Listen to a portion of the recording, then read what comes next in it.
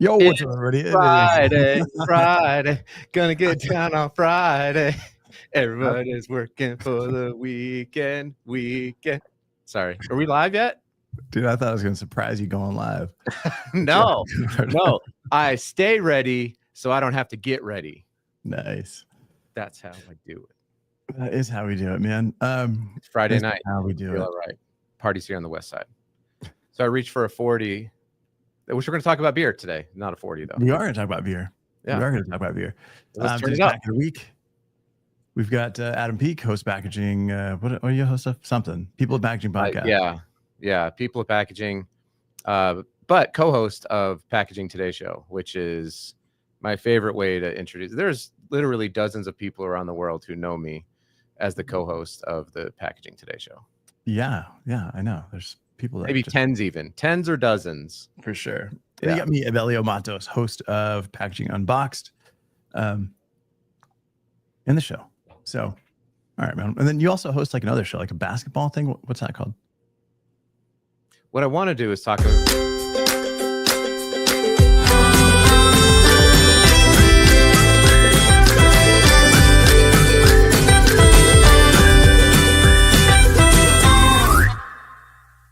how I discovered what the true meaning of life was. Nice. Was through my basketball podcast. The Dalai Lama himself. He looked at me and he said, Gunga Galunga. Gunga Galunga. All right, man. So I got that going for me. That's right. You literally dozens. All right, man. So today we're going to talk about dozens even. We're going to talk about beer. We're going to talk about some packaging today.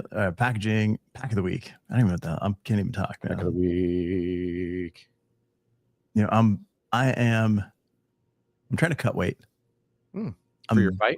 I'm like carb free right now, but at the same time, I made some bread last night, and then I've got some bread proofing that I'm going to bake tonight. I can't stop myself. It's like, damn it! It's like the hardest thing on earth. I love. Why bread. are you cutting weight for like? Because I know you do like competitive fighting. Is that what it's for, or you're just like, I just want to lose weight? I'm trying to. I'm just, I got down to a weight that I was happy with, I was like 172. I like that weight. And then summer hit and kids are home and snacks galore. And I put on 8 pounds, and I'm not loving the way I look naked. You know? Okay. So, well, that's why you have to have your human packaging on. That's right. Yeah. But I'm just going to be honest, right? Like, we just want to look good naked. That was kind of it. It's already the second worst show we've done of all time. Yeah, I can't. You got me singing a terrible song about Friday, and then Avelio talking about being naked. Hey, I just like to be honest with you, man. I love it. I love the brutal honesty. If you're going to get anything from the show, it's hopefully you can be a little bit entertained. Hopefully you can be a little bit educated, but you'll always get our honest opinions. Absolutely. Yeah. And with that, I'm going to bring up friend of the show, Gene. Dave Portnoy, everybody. I am not Dave Portnoy. Crap. Gene. But I do like pizza. Who got this guest on? I thought you said we had the Barstool guy. He's sitting on a bar stool. Oh, that's what it was? Yes. I was telling all of our Baker's dozens of followers that we were going to have the Dave Portnoy on the show. And Cousin Dave. We got Carrie saying this show just took a turn. And it all goes to hell when Corey is away. Yeah, Corey is the mature one of the group. One design, everyone knows the rules. That's right. So we got Gene coming on. Gene is a killer designer, big fan of your work, working company, and since we're doing pack of the week, and it's it's design focused. What I like to do is I'm going to show it up. I'm going to show it up on screen. I'm just going to give you a quick rundown. We'll show the packaging on screen. Adam, you are not a designer, nope. So I want your take on this pack. Like, what does it make you feel? How do you think? Who do you think the consumer is for this? And then we'll kind of back out and, conversation. Yeah. Hugh brings up a good point, by the way. Charlie screwed up again. Charlie. Wait, no, sorry, Charlie. Okay.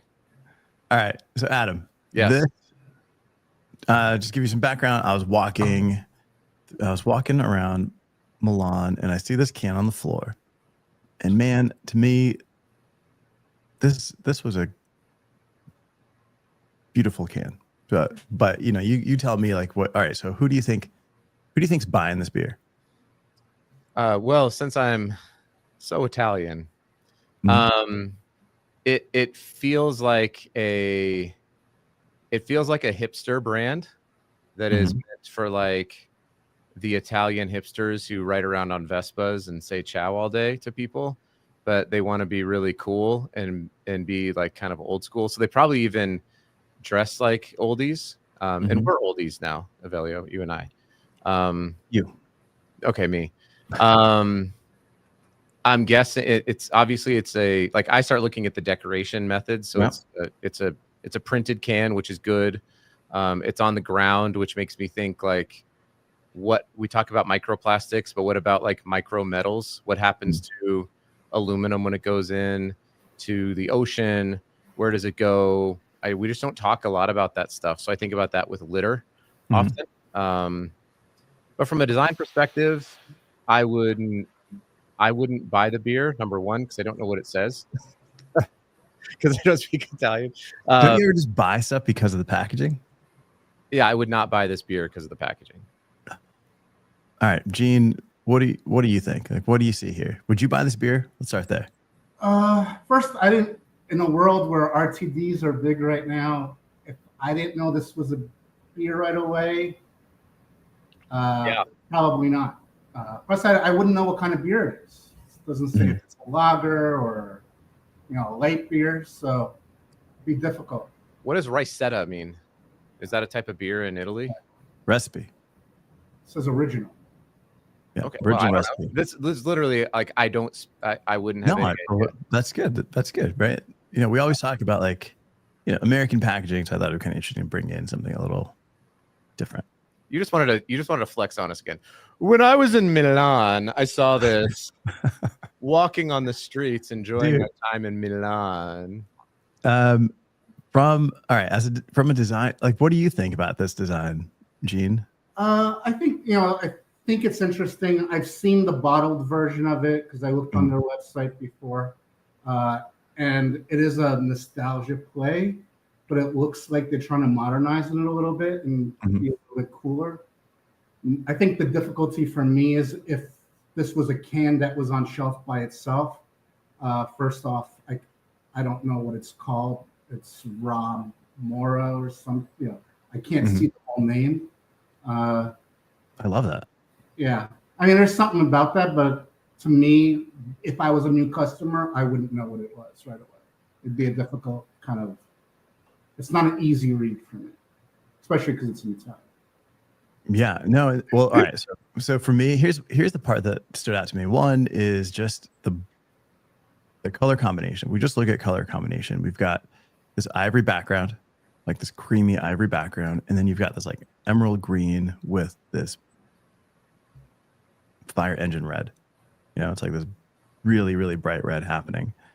There's no white underprint under some of these things, so it's like you're getting full reflection on it. And that combination was pretty interesting. Like that to me was like, it didn't feel like beer, but it almost felt like this should be painted on the side of a building. Yeah. I'm seeing him drinking a beer, so that makes it pretty clear. And the fact that the logo doesn't adhere to standards today, where you have, it's got to fit on the front panel. It's got to be able to, like, when you hold a can in your hand, it's got to be legible up the side. That to me was pretty interesting. It's a different take on the way this is packed out. I like that the biggest thing. Sorry, Gene, because everyone's here to hear me talk about design. They're not, but I'll make it quick. The biggest thing for me is just like the amount of focus that's on the guy. Like, what's the story behind this dude? And I would be disappointed if they're like, well, it's just a Italian guy. Like, we just liked it.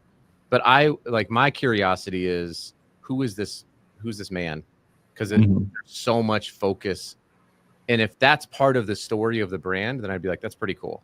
But if it's just a guy, then I'd be like, this is kind of lame. Yeah, it's definitely a heritage play. They're trying to connect back to their timeless. Like, how old is this brand? When is it? They don't have a date on here. It'd be nice to have some sort of connection to when the beer was kind of launched. Is there 1859? Yeah. So definitely has those sepia tones in there. It has like a little bit of vintage quality, but with like a modern aesthetic by bringing in that flat beige. Again, I'm kind of like wondering, like, why is it cut off on the bottom? Also, like from a design standpoint. Like, yeah, that seems weird. That seems like a print issue. Yeah. What do you think, Adam? Down here, there's no way that has to be intentional. And maybe because the print might move a little bit, they didn't want the guy going over the bottom, but that they put that gap there on purpose. That's not just like a standard tolerance. That's a pretty big gap in the bottom. I don't do a lot with like Gravure direct can printing. But one thing I would say, I don't know that laying down white before you put down the color does anything to take away from the sheen of the aluminum. That's going to pull through. You cannot lay down enough white, right? No, you can on the but can. it's still gonna shine unless you like. Yes. That's Unless what you I like mean. that. It's still gonna feel metallic, even though if you don't put down white, it's gonna pull all the metal through. The white's gonna mute out the metal, but you're still gonna get it. It's gonna be. You're also probably hitting it with a gloss as a clear coat. Yeah. So it doesn't scratch.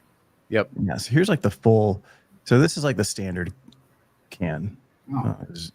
Zoom into this guy here.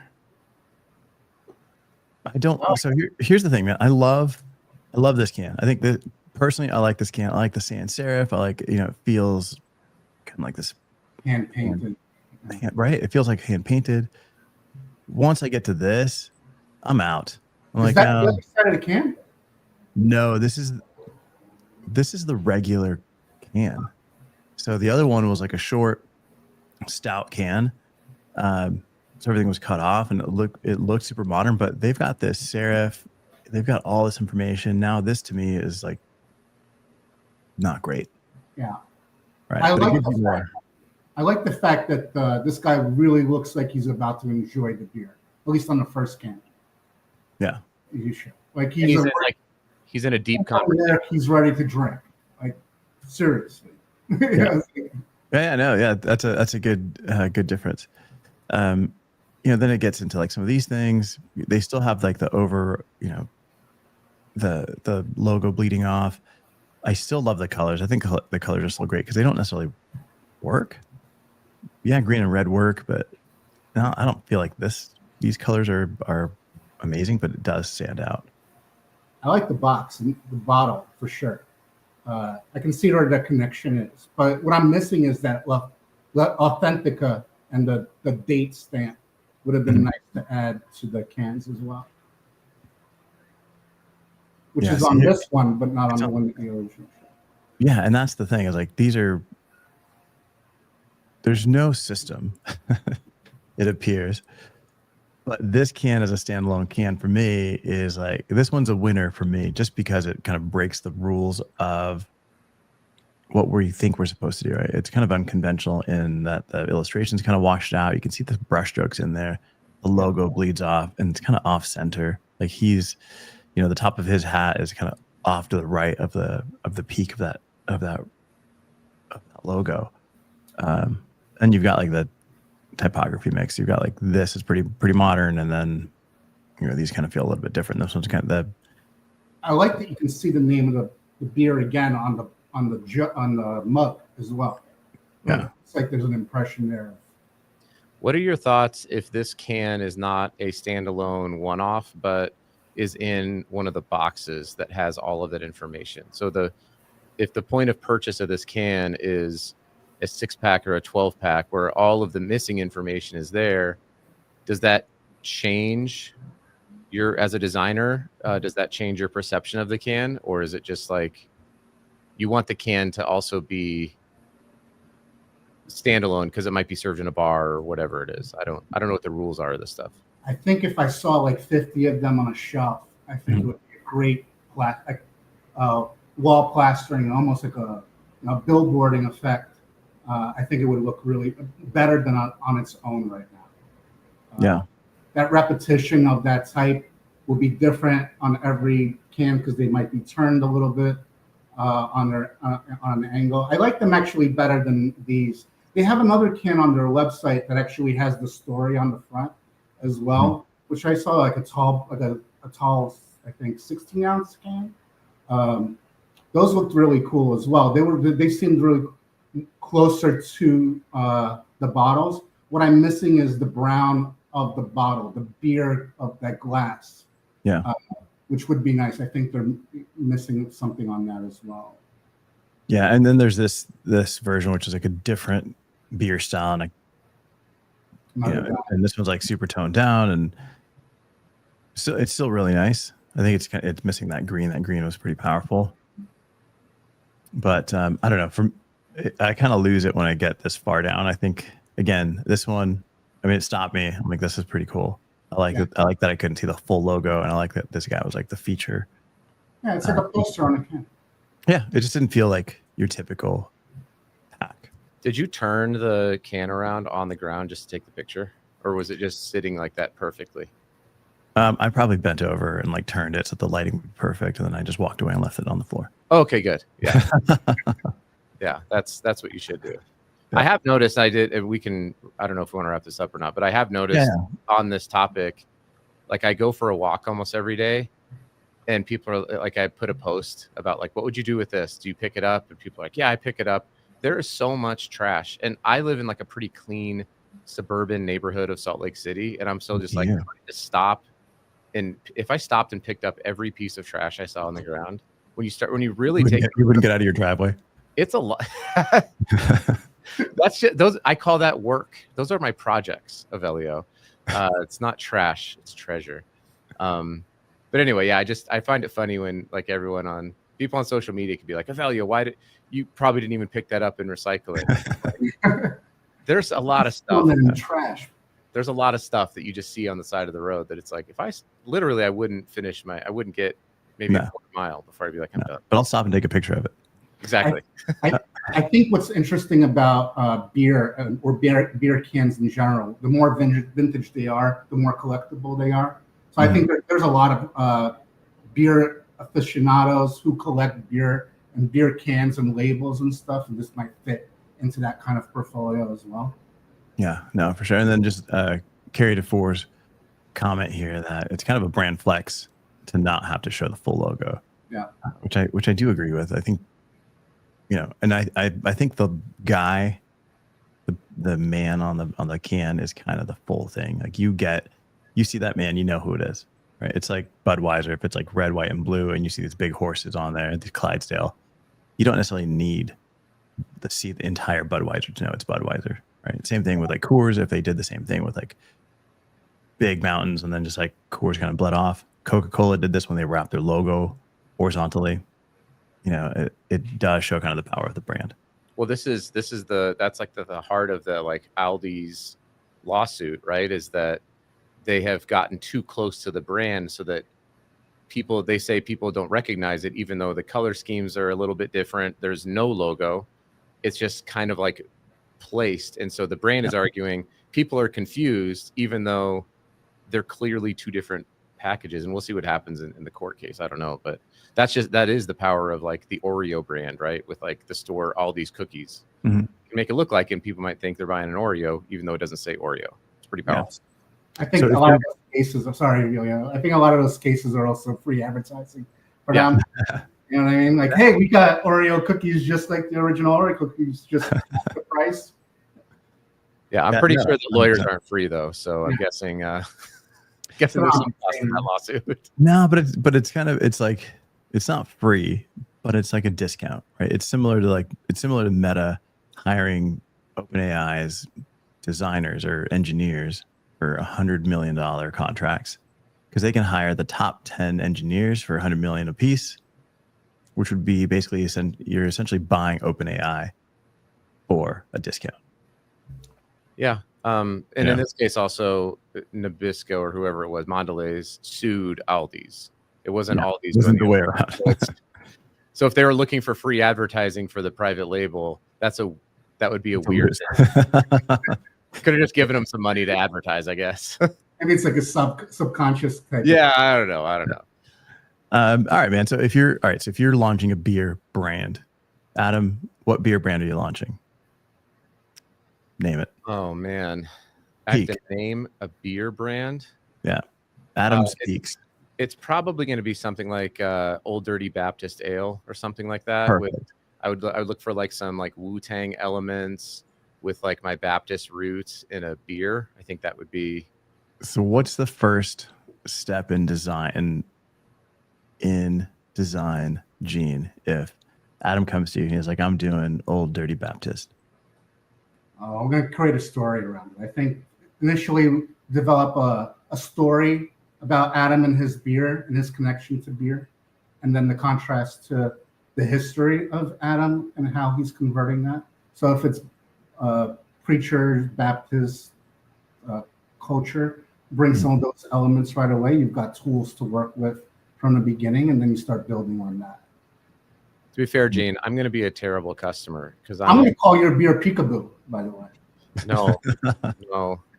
I'm going to call yours Barstool beer. How does that sound? But all right, just keeping down the path of like process, right? So you build a story before you're designing anything, or do you have like an idea of where you're going with design first? No, I think build a story. I think going straight into design is just a look. Like anybody can do it, especially that's what kind of like AI is doing these days. You say, hey, I'm looking for a modern design, and there's a lot of designers who are doing this. Like, give me a beer that feels modern, and they get something, and then they end up saying, hey, look what I designed. That's not crafted specifically for the client. If you're building a brand around the particular client, you want to develop a story that people can connect to, and then the client can repeat over and over again. And that becomes, whether it's your mission statement or your reason for being, consumers start connecting to that.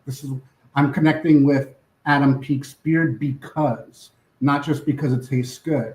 A lot of products don't really taste good. The brand is what sells it. Yeah. I think you have to have a product that still tastes good, though. Yeah. The repeat buyers, right? Like you can't just like nix the product and go all in on branding and marketing. Oh yeah. The longevity of it it's just gonna die. Right. I mean, even if we look at like Liquid Death, right? Like they built up this really powerful brand. It's been this great story. They have to keep iterating though. They keep making different stuff because they have to keep expanding their lines. It seems like because their brand can't just carry the one product to get where they want to go. Is my thoughts. But that's another conversation, I'm sure.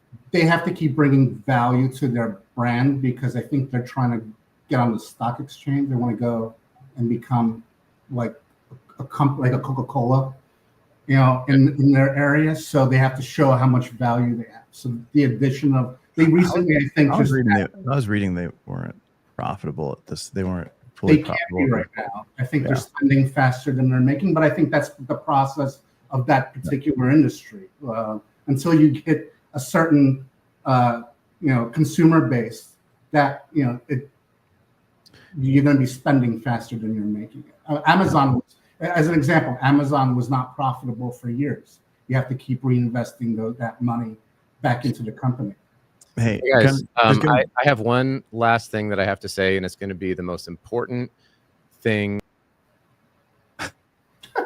Yeah. Derek.